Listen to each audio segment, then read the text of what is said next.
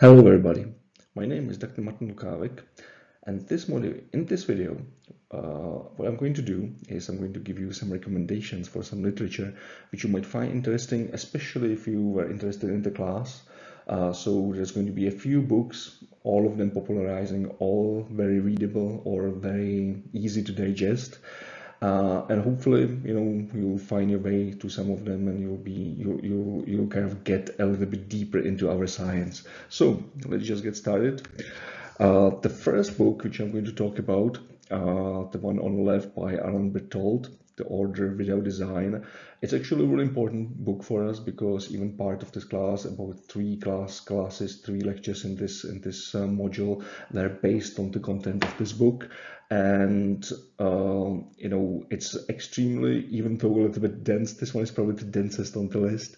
But it's all extremely smart writing, all really interesting. Alan Berthold is originally an urbanist who worked for, well, a lot of urban offices, but eventually he settled at the World Bank, and he was helping cities all around the world to kind of like develop their like zoning regulations, so it would work. Behind his life, there's basically a world of experience, which doesn't have like anybody else doesn't have it. Anyway, throughout his life, he kind of went from urbanist from the architectural tradition to be more and more economist, and this is the economics in this book, while very readable and very easy to understand, is very robust as well. And he like what I really like about this book also is that it's really global. It's very he uses case studies from Australia, from China, from Soviet Union, later on Russia, from United States as well as Europe, and he's basically making these like extremely strong and interesting generalizations of how cities are structured, how they are developing around job markets, what is kind of like a natural cycle in a city's life. And on and on and on. The title, like excellently chosen title, Order Without Design, is basically like a reference to the Hayekian concept of emergent order, which I hope you're kind of familiar with. It's one of the most important ideas in economics. Basically, that like a fascinating like moment that out of actions of many people, very often selfish actions of people, what you basically get is something called emergent order system, which works without anybody planning it, but simply works. It equalizes, it balances, and basically creates a very complex system which no individual force is actually organizing. Of course, cities are like that. They are basically gigantic ant houses for many millions of people. The second book I want to talk about is The Triumph of the City by Edward Glaeser.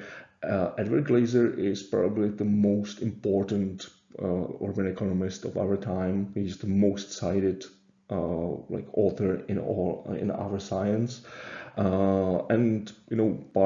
Except of he wrote a lot of academic articles, but he also wrote a couple of books, and this one, which was published in 2012, is definitely the best which our science has ever put up in the popularizing literature.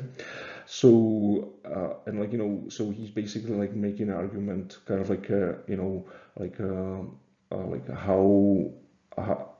what are the cities actually for, tracking a lot of statistics about how they are making our life much better than without cities, that they allow for the specialization of the labor, that they allow for much longer lives that we could have ever had without them, and many other things. Extremely rich book, again, very global focus. He writes a lot of case studies from India as well as the United States. Less of it it's not so European centric as the Order Without Design, but again, a very global focus. So that one is probably the most readable of them all in the whole list. To kind of add a few things which are very readable and very approachable, I like to mention the Open Borders by Brian Kaplan. Brian Kaplan is an economist working for George Mason University in United States.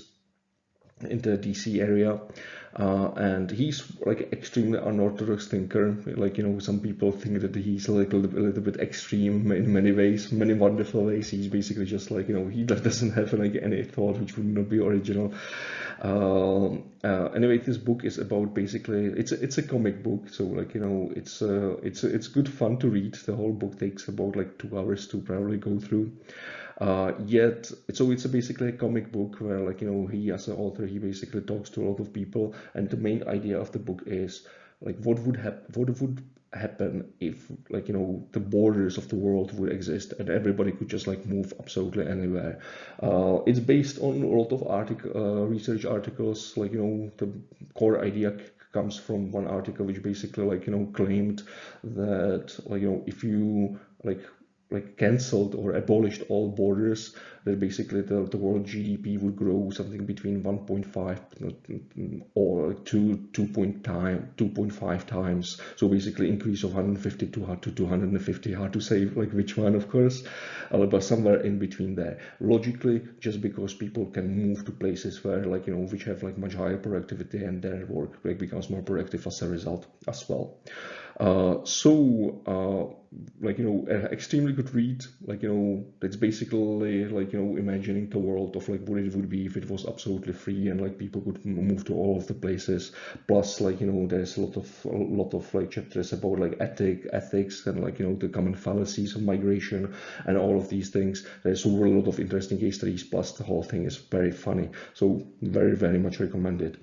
The next one, The New Geography of Jobs by Enrico Moretti. Enrico Moretti, originally Italian, but you know, he's an economist who works for University of Berkeley in California.